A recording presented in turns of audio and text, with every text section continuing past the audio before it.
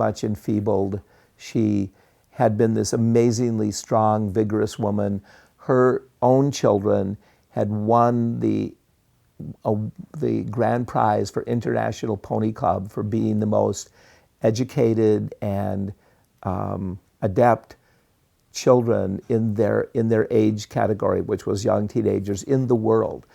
Sue's children actually went to Istanbul in Turkey to receive the grand prize for International Pony Club. So although I rave about her and I'm obviously biased, having nothing to do with me, by international acclaim, voted by judges from some 40 plus countries, her kids were the tops in the world.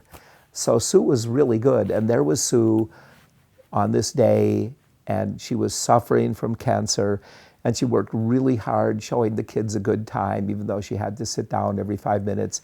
And during lunch, when we were all eating lunch together, Sue talked to the children about what cancer was and why her hair was bald and how her doctor was helping her and what chemotherapy is and how this battle is raging inside of her body.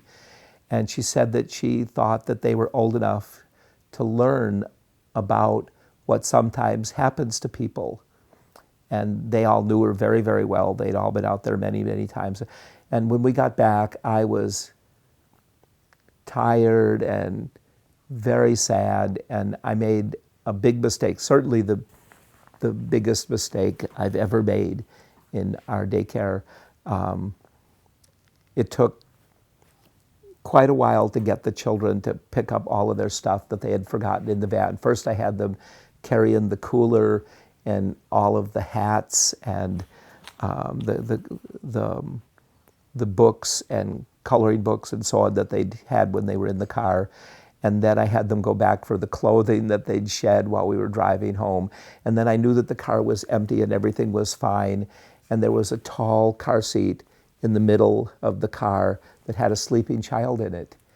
And I didn't know, I didn't catch it. And I closed up the car, and he was in the car for 80 minutes. At first I didn't, when his parents came and we found him in the car, he was crying really hard and he was sweaty and he had thrown up on himself. And I just couldn't believe it. I was totally stunned because I knew that it was going to be the end of our daycare, and I knew that I had made a terrible, terrible mistake. And we had always been so careful with the children. We did a lot of adventurous things, but we did them very, very carefully. We weren't supposed to take the kids canoeing, for example, but because I was a lifeguard and had never had my lifeguard certificate taken away, although I'm sure I wasn't still certified, me and another daycare parent who was also a lifeguard, we put the kids in type 2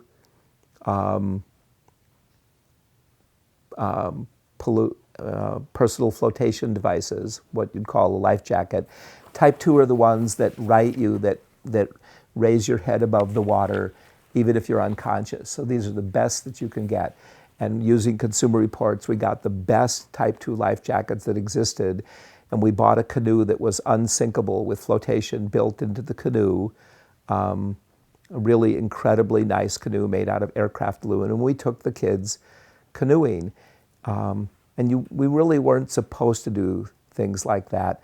But because of my previous experience, I felt very safe doing it. And we never had anything bad happen to any of the children. The children loved it.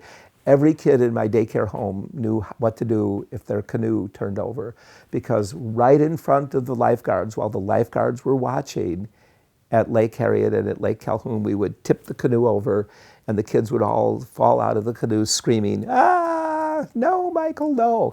And then they would say, "Again, Michael, again, do it again." Hannah, didn't they say, "Do it again, do it again"? Yes, they would beg me to do it again. And then the children for the next hour would turn the canoe over and turn the canoe over and turn the canoe over. And they knew what to do. My father had a friend who was thrown into the water, who had never learned to swim, and he was in the water for less than a minute, and he died because he panicked. He immediately inhaled great amounts of water, and by the time they pulled him out of the water, less than a minute later, he was dead. And none of my daycare children will panic if they ever fall out of a boat or if their canoe turns over, because they've done it. And so I left this kid in the car for 80 minutes, and that was it. They hit us with a temporary immediate suspension. The courier comes to your daycare home at 9 o'clock at night, and he hands you this official letter, and your daycare is closed. You have to contact all of the parents at home that night and tell them that they can't go to work tomorrow morning, that they have no daycare. And this is absolutely horrible for the daycare children. In our daycare home, the kids started when they were 2, 3, 4 months old, and they loved us and they loved their friends. And this was the place where mommy would stand talking to the other daycare families and holding their child in her arms, and it was the place where they took all of their naps and where they spent most of their waking hours. And they had friends here. Many of our daycare children were friends 20 years, 30 years after they'd been in our daycare home, because they stayed until they were 10 or 11 or 12 years old. Dozens of the children worked here as assistants after they graduated from our daycare. When they were too old to be daycare kids, they got to work here. And so they closed the daycare, temporary immediate suspension, which happens to around 100 daycare homes every year in Minnesota. For the licensing people, it's their go-to solution for any problem. That was the thing that they did to M's daycare, the woman that I was talking about before, who was so fantastic. When M's daycare home was closed, she lost her marriage, her teaching license. She wasn't allowed to be around children anymore under any circumstances. She lost her house. She couldn't get work. 10 years later, we tried to hire her to work in our daycare home. Something was going on, and we wanted another staff person here.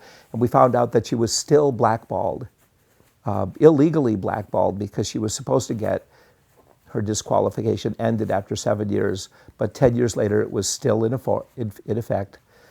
Those things are very, very hard to overcome and get rid of. And we fought, and some of the lawyers at our daycare home helped her, and we eventually got the disqualification removed 3 years after it was supposed to be removed.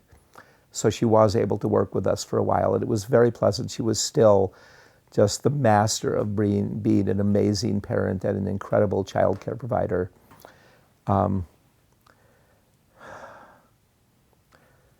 But so we were closed, and quite a while later, a couple of months later, we had a hearing, and the judge said that they should not have closed the daycare home, that far from being a dangerous place, that all the evidence suggested that it was a really safe place and a good place for children.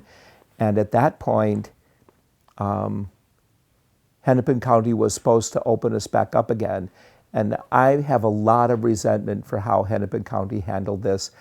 And I know, because I saw copies of the letters, the things that they said about us, horrible, unthinkable things about what truly terrible people we were. I mean, they weren't satisfied at all with leaving the daycare closed or having us punished and then letting us reopen. They piled hatred after hatred on top of us and told people in public documents and told people in person that Michael Kauper and Marian Turner were really genuinely bad people, that we were dangerous, that we were deliberately dangerous, that we were willfully and egregiously neglectful of our children, and it was a miracle that nothing bad had happened like this before. So they were required by law to let us reopen after this judge's finding. And they said, yes, you can reopen, but it's a conditional license, and you have to do what we say, you have to change the daycare. And what they said was that we had to hire 2 full-time staff who had not worked in our daycare before. These had to be new people that we had to pay them because they didn't know us and weren't friends or anything. We had to pay them full professional wages. That if they were going to work with the children, that they had to have all the child care training that people need to work in a daycare home.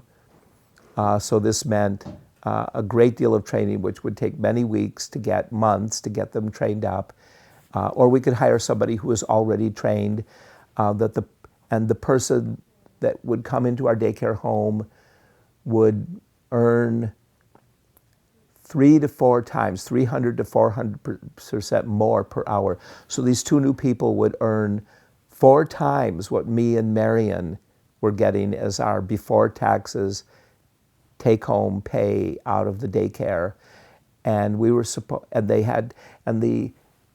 the Hennepin County person, the assistant Hennepin County attorney wrote in her letter to us, she said, and it would be inconceivable that one person alone watching us could take care of the daycare children to keep them safe.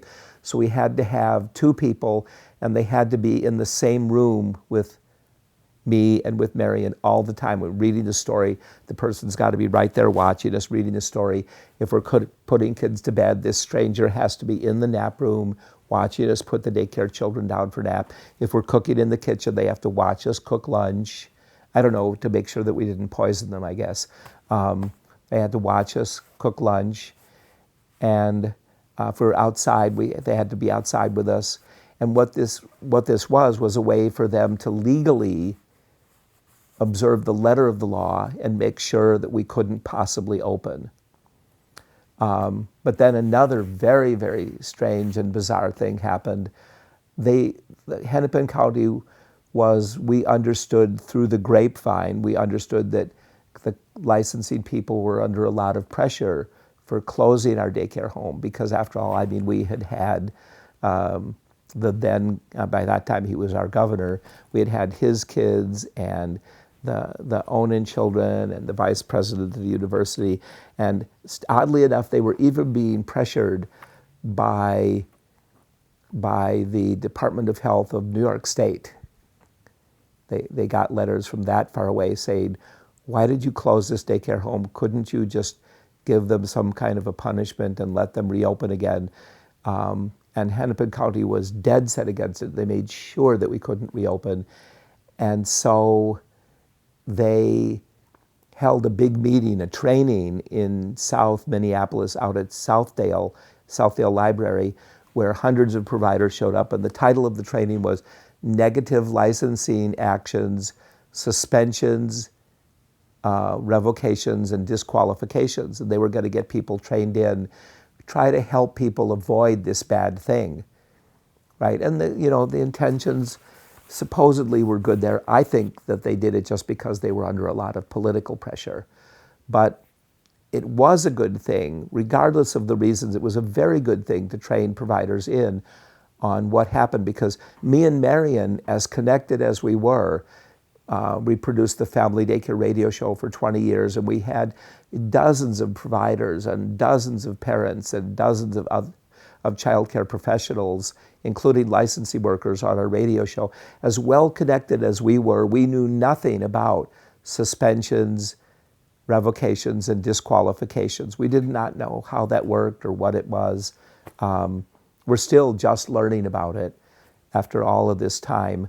But they had this meeting, and during the meeting, the supervisor of licensing was raising her hands like this and saying, you people really need to listen to us. We're doing this for your own good. We're here to tell you that if you cross us, if you don't obey the rules, you're going to be in a lot of trouble.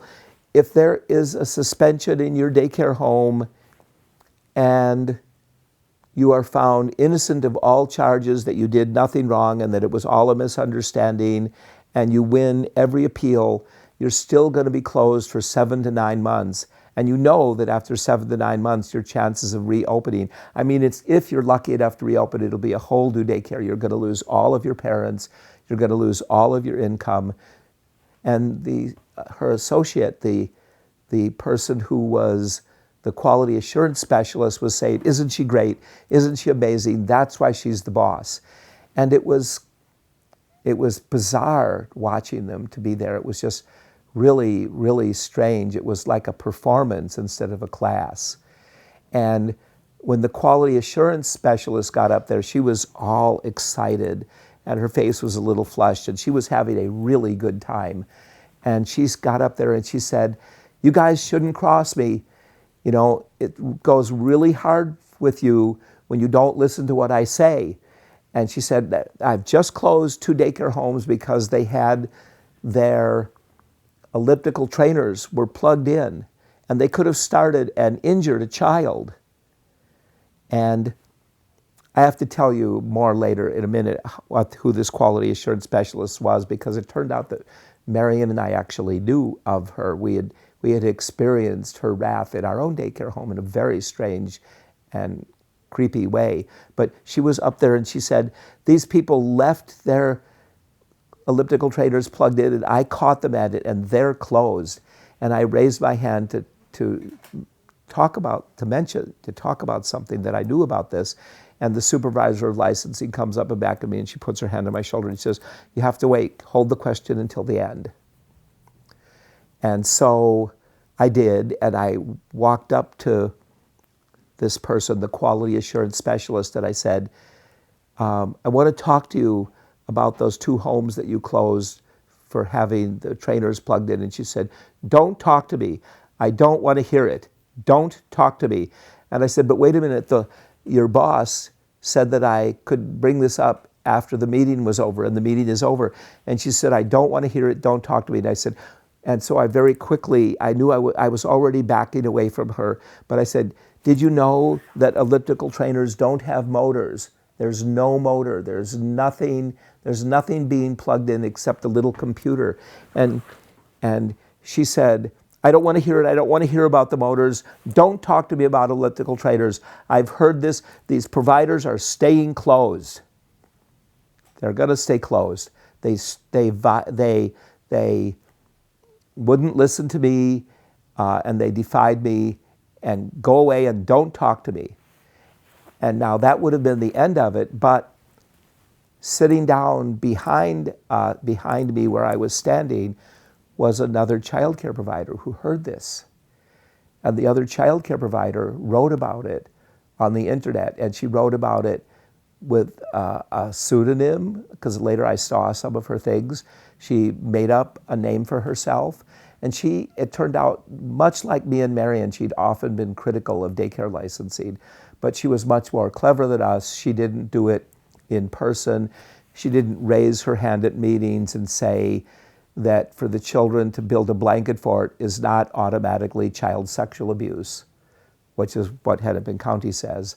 And we would say, it's not child sexual abuse. And we had butted heads with them many, many times. And so this woman wrote about it very sarcastically on the internet. She said it was like watching an episode of Jon Stewart where there were people doing a parody, but they didn't realize that they were parodying themselves. And she said it was just that bad. And she talked about how the daycare homes were closed and they shouldn't have been closed. And this was a violation of the professional trust. And these people shouldn't be the number 1 and the number 2 person in Hennepin County in charge of daycare. And this got all over the internet. And so 2 weeks later, we got a letter from the same 2 people who had made fun of themselves without realizing they were making fun of themselves at this big meeting where there were hundreds of providers watching. We got a letter from them, and in the letter, it said that Marian had thrown a chair violently at this meeting. Now, I have to tell you that this was a year after our daycare had closed. Marian had not had more than 2 hours of sleep on any night for the entire time. Her health was failing. She was incredibly bad shape. She was literally dying, and because of the disqualification, in my opinion, but she was dying and she couldn't make it up the stairs to this meeting. She was walking with a cane. She had hobbled into the place, and she barely stood up and was able to talk to one of the licensing workers quietly and politely. She said to them something like, well, I think what you're doing is really wrong. It hurts the toddlers, and this is my tantrum. And she kind of shrugged her shoulders while she was holding her cane, and she tapped her cane on the floor, and she could barely walk. And the licensing people put this in this public document on our permanent record and made sure that it was public, that Marian Turner had thrown a chair at them. And they also said that Michael Kauper was repeatedly, publicly and privately, telling anybody that he could get to listen to them that the whole thing was the parents' fault, that it was the parents' fault that this child had been injured, and that it was the parents' fault that the parents took the child to an emergency room to make sure that he was okay. And now when this happened, I went on Facebook right away and I apologized on Facebook. The parents had a secret Facebook page, which was started by one of the daycare children who was an adult. They had a non-hackable, non-searchable secret daycare page, and I had my own Facebook page, and I went on Facebook and I said what I had done, and that I understood that it was really bad, and here's were the things that we were going to do to make up for it. And I said that we realized that if this sort of thing that could happen, that we needed to close the daycare. So we decided to not enroll any more children in the daycare, and then we were going to let children get a little bit older and explain to them why we were closing, that it was a natural thing for daycares to close someday, and that we were going to retire. And I sent an email out to all of the daycare parents, current and former daycare parents, about what I had done. And I put it on Facebook. And according to Hennepin County, I had been secretive about what I had done, and I had publicly blamed the parents, that it was the fault of the daycare parents. And so they weren't going to let us open even with a conditional license. They said this business of following the law and letting them open with a conditional license is out the door. These people are terrible, terrible people, and that's it. We're not going to open them under any circumstances. And I also communicated with the child protection agent who had closed us. I sent him pictures of the children in our daycare home, pictures of the kids doing nice things, pictures of them playing board games and older children feeding the baby, and pictures of the kids playing in the backyard, and pictures of the kids taking their swim classes. And his response was, it doesn't matter whether this was a good daycare or a bad daycare. I don't want to hear it. I don't want to know about it. It doesn't matter if you were the best daycare providers in the world. You're closed, and you're going to stay closed. You're disqualified